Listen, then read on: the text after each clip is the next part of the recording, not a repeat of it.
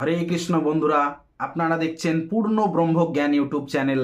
আমি চন্দন মুখার্জি আপনাদের সঙ্গে। আজকে আমরা যে বিষয় নিয়ে আলোচনা করব, আশা করি সবাই আপনারা থাম্বনেলে দেখে নিয়েছেন।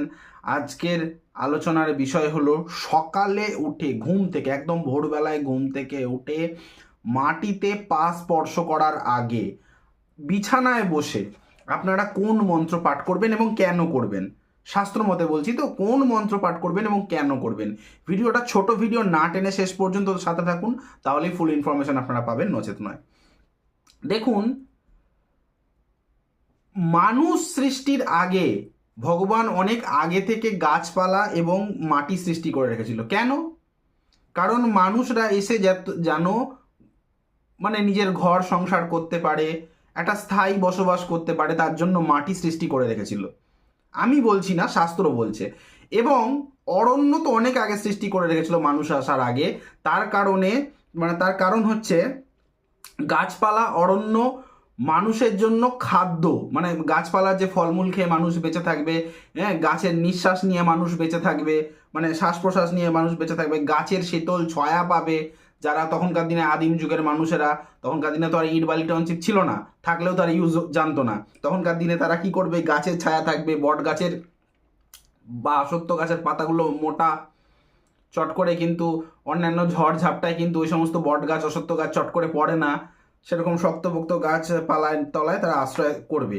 এই জন্য অক্সিজেন, ছায়া, গাছের ছায়া এবং খাদ্য সাপ্লাইয়ের জন্য ভগবান মানুষ সৃষ্টির অনেক আগে থেকেই অরণ্য এবং মাটি সৃষ্টি করেছিল। তাই প্রতিটা মানুষের উচিত গাছপালার যত্ন করা। এটা আমি বলছি না, শাস্ত্র মতে বলে গেছে গাছপালার যত্নার্থী করা। বিশেষ করে বড় বড় গাছগুলি, বট গাছ, অশ্বত্থ গাছ, ঝোপঝাড়ের কথা বলছে না, বড় বড় গাছগুলি।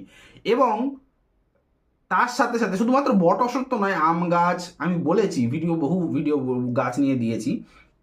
মাটি, যেই মাটিটাতে আমাদের পা দিয়ে ভগবানের সৃষ্টি মাটি, এই মাটিটাতে নাবার মানে সকালবেলায় উঠে বিছনা থেকে কারোর সঙ্গে কথা না বলে মাটিতে নাবার আগে একটা মন্ত্র পড়ে নেবেন। তাহলে কি হবে, আপনার দিনটা একদম ঝলমলে শুভ যাবে। দেখবেন আপনি যে কোনো কাজ করবেন, করে দেখবেন, জিনিসটা আমি করে দেখেছি, আপনারাও করে দেখবেন, একটু লিখে নিন। সমুদ্র বসনে দেবী পর্বতস্তন মণ্ডলে বিষ্ণু পত্নী নমস্তভ্যাং পাদস্পর্শ ক্ষমস্য। অর্থাৎ এই যে মাটিতে আমরা পা দিচ্ছি, তার জন্য যেন কোনো পাপ না হয়, আমায় ক্ষমা করো। আবার বলছি, সমুদ্র বসনে দেবী পর্বতস্তন মণ্ডলে বিষ্ণু পত্নী নমস্তভ্যং পাদস্পর্শ ক্ষমস্য।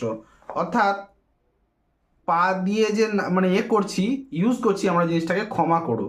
ঠিক আছে, এই মন্ত্রটা বলে আপনি জাস্ট একবার বলুন না, 3বার বলতে হবে না, একবার বলে আপনি বিছানা থেকে ত্যাগ করে নেমে পড়ুন। আপনি যে যার নিজের কাজে যার নিত্যকর্ম করুন, দেখবেন আপনার দিনটা ভালো যাবে।